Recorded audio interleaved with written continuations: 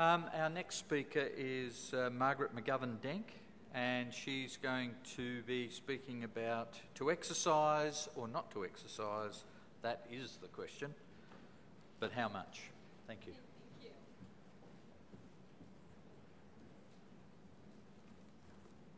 Okay, thank you. And thank you for all of you who are still here as we approach our late afternoon hour.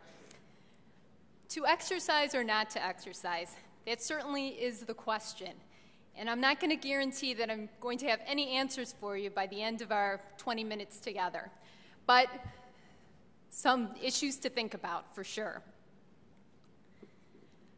Unlike many of you here today, I have not experienced any jet lag in arriving at our international conference.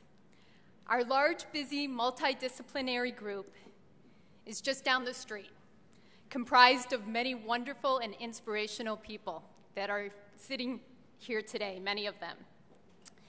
However, like many of you, as the daytime turns to night during our busy clinic hours, we're continually asking questions in our pursuit of finding the best treatment for our ALS patients. And one question that we continually ask is, what is the role of exercise with the ALS patient? In our short time together, I hope to briefly summarize and outline what is known about ALS and exercise by citing a few studies. Secondly, I hope to share a framework of thinking for clinical guidelines regarding exercise for a patient, taking into account FVC, stage of disease, exercise interest, and overall needs and abilities. All right, let's start out, first of all, by what we know.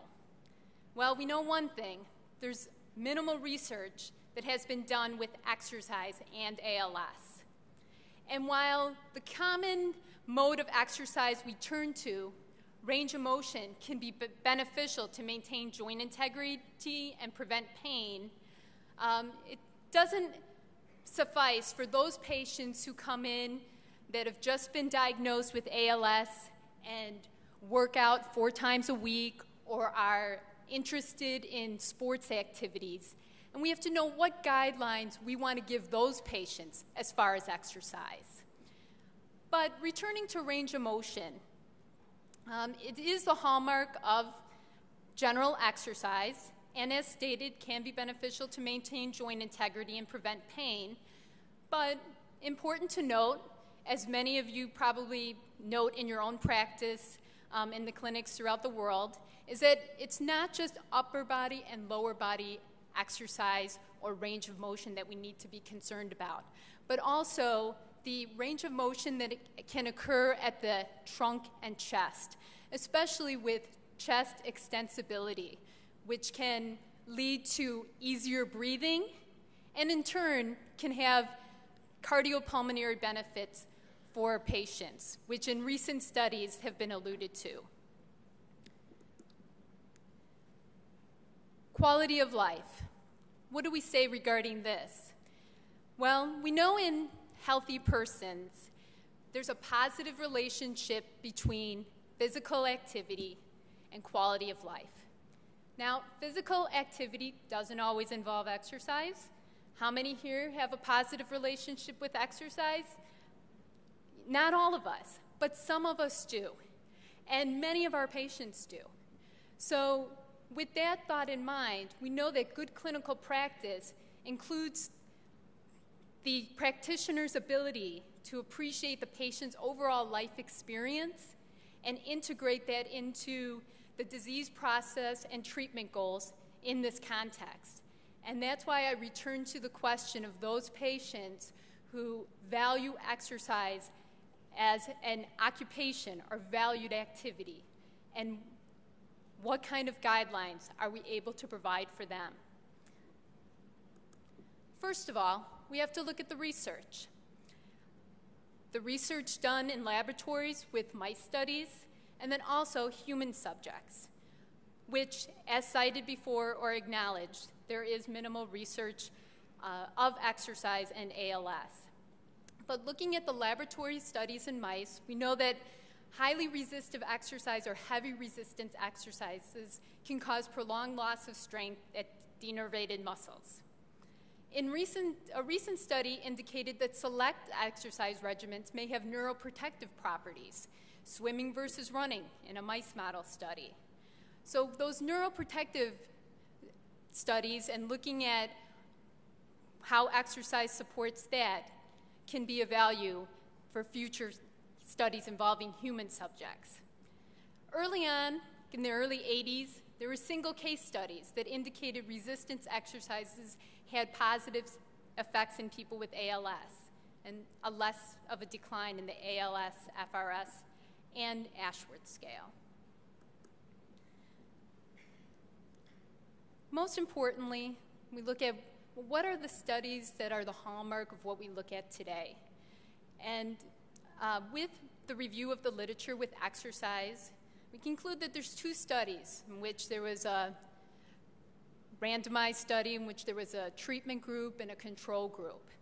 But just to summarize those studies, they concluded that individualist strengthening exercises during the early stage of the disease is probably effective in improving function in patients who have ALS, at least for the short term. Any of you who have reviewed those studies see that there is improvement, or was improvement cited in the ALS-FRS scale at the 3-month mark in one of the studies, and then at the 3-month and 6-month mark at the secondary study. Now, what we do not know. While more recent studies are saying that there's a projected benefit of exercise in ALS, we still don't know the full effect of exercise in ALS. And we don't know the cause of or mechanisms of progression in ALS. But the common question that patients will bring up is, will exercise make it worse? I mean, overall, how exercise is viewed is to build muscle mass and increase strength. But we know just because of the process that ALS takes on the body, we're not necessarily building muscle mass, not at all. So we have to kind of guide the patient through our patient interview, through manual muscle testing, through other factors, looking at FVC as to what exercises will be best for them at that given point in time. Common issue that people bring up is that, well, perhaps the amount of exercise I've done in the past has led to the diagnosis of ALS. And while this is based on some epidemiological data and retrospective studies that have shown a link, this isn't a strong case. But overall, there's no studies that indicate that exercise done in moderation will make the disease worse or speed up the process. But still not conclusive. We know that there's types of exercises. We look at range of motion as an exercise, whether it be passive range of motion, which doesn't really recruit too much activity of the muscles, none at all in that it being passive, but also in facilitating active range of motion and active assistive range of motion with our patients and giving them some instruction.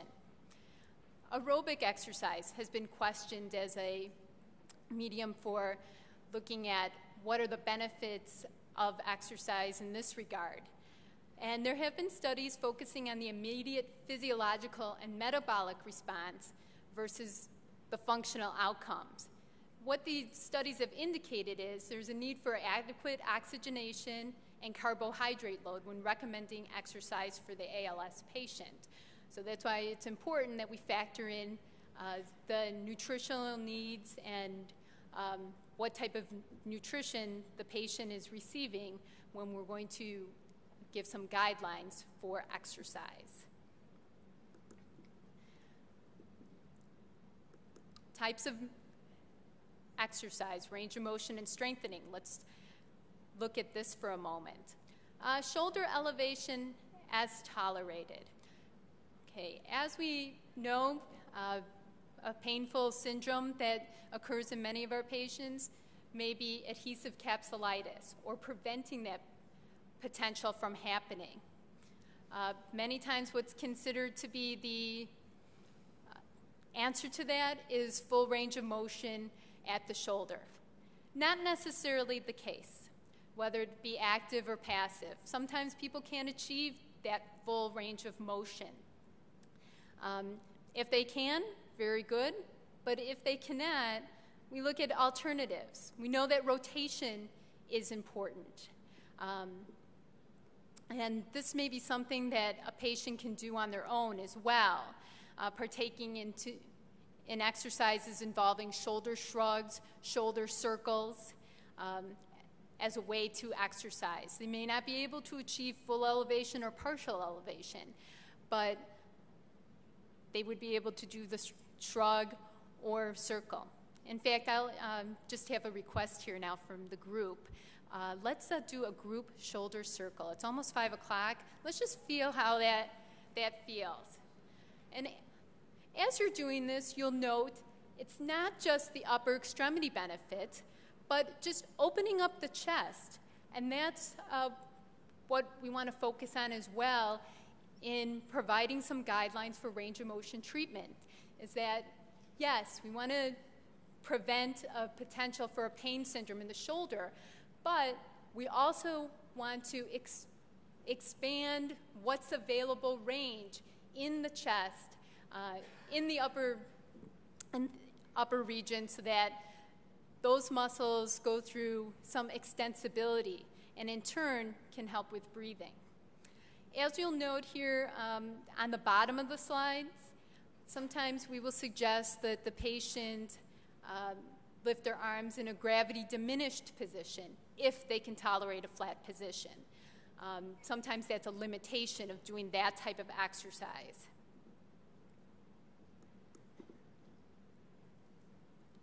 Another area of potential research is looking at the benefits of assisted standing. Now, with the mechanical lifts such as this one, that is not often paid for by our insurance companies. But studies in other areas, other diagnoses, indicate that there can be benefits to standing in those patients who aren't able to achieve the standing position. Benefits such as weight bearing through the legs, decreasing tone in those patients who have spasticity, helping with the range of motion of ankles if contracture is beginning to set in, as well as breathing, although that does have a limitation too, depending on the vest that's used on the assisted standing mechanism. So with prescribing a range of motion program, we want to look what the capabilities are of our patients, how many repetitions they can do, the quality of movement versus the quantity.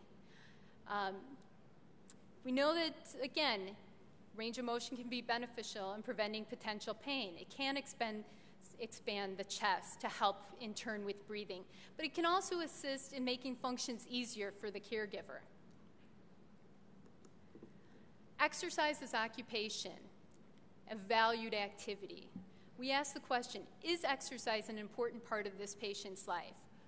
We evaluate what muscles are affected, and we review the literature. What exercise will not make this worse? This is a framework that we attend to before our interview with our patient regarding exercise. Recommendations for exercise. What is the patient's level of interest in exercise, the stage of the disease and muscles affected? Which range of motion will stretching help the most? And when is more exercise indicated or contraindicated? We want to consider factors such as, how does one feel after they exercise? Do they feel tired the next day, in which they're not able to perform their activities of daily living? That may be too much exercise. What's the forced vital capacity? In our two earlier studies cited, which were the randomized studies with the control and a trial group, the inclusion criteria were those patients that had a forced vital capacity of 90%. So that really is an early stage of the disease. We want to assess muscle cramps, muscle fatigue, and also keep in mind the important role of nutrition. As we know, our ALS patients can be hypermetabolic. Clinical guidelines for exercise. Individualize the exercise plan. Have a discussion with your patient so that they know the guidelines for exercise. Stop the exercise before the point of maximum exertion, reduce the weight used, or consider the frequency of exercise and what defines too much exercise. Overall, there's a need for education on exercise in ALS and looking at if a patient needs a supervised exercise program or a home exercise program. In closing, all patients can potentially benefit from range of motion exercises. They can benefit from the stretching to assist with spasticity. The moderate resistance exercises and aerobic exercises need to be evaluated on a case-by-case basis, considering factors of interest, previous exercise regimen, FVC, and nutrition. Attention to some type of exercise recommendation needs to be addressed as early as possible, day one of diagnosis. Okay, in closing, because I didn't think I'd get the glass clink being the last speaker, but I'm getting it. You get the glass. As far as the effect of exercise on muscles, we want to look at how that is affected with those muscles that are affected versus those that may not be at a certain point in time. What is the effect on FVC? Does exercise improve quality of life? And much, much more. Okay. I want to thank you for all being here at this 5 o'clock hour.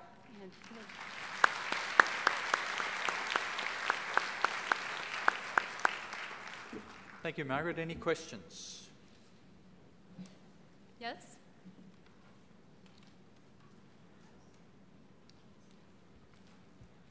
Hi, thanks so much. Peggy Allred, Washington University in St. Louis. First of all, thanks so much for opening this. We could do a whole seminar on whether or not exercise is indicated or not indicated, and I think it's certainly because there is an open clinical trial here in the United States now looking at this. I think it's a question we're all really wanting to answer. Unfortunately, I'm not sure that we ever truly will because of the great variability in all of our patients and whether they were exercisers to start out with or not. Oh, excuse me. I think it's going to be difficult in the long run to come up with one parameter that's going to be applicable across the board. So I really applaud you for saying that it needs to be an individualized program for each one of our patients. It needs to be something that we really quiz them and talk to them about. It's going to be hard to take someone who has never been an exerciser and even get them to do a daily range of motion program. So I think those are things that we need to keep in mind. I think some of the studies have shown that ALS patients can strengthen, but then the question is, should they? Studies have shown that we can improve cardiovascular function. And again, do we need to be coaching them to exercise with BiPAP on board? I think some of those questions are one of the more important ones that we need to address going forward. I do agree that exercise is important. It's important for all of us. And I do think it's important for our ALS population, but I'm not sure we're ever going to be able to scientifically achieve the question of whether or not it's truly helpful or harmful in this huge variable population. Yes, I definitely would agree with that. And again, it's more exploring the individual volition of the patient to exercise. And on the flip side, though, encouraging exercise as tolerated, at least for the range of motion, and highlighting those benefits. Any other questions? No? No last thoughts? Join with me in thanking Margaret. Okay.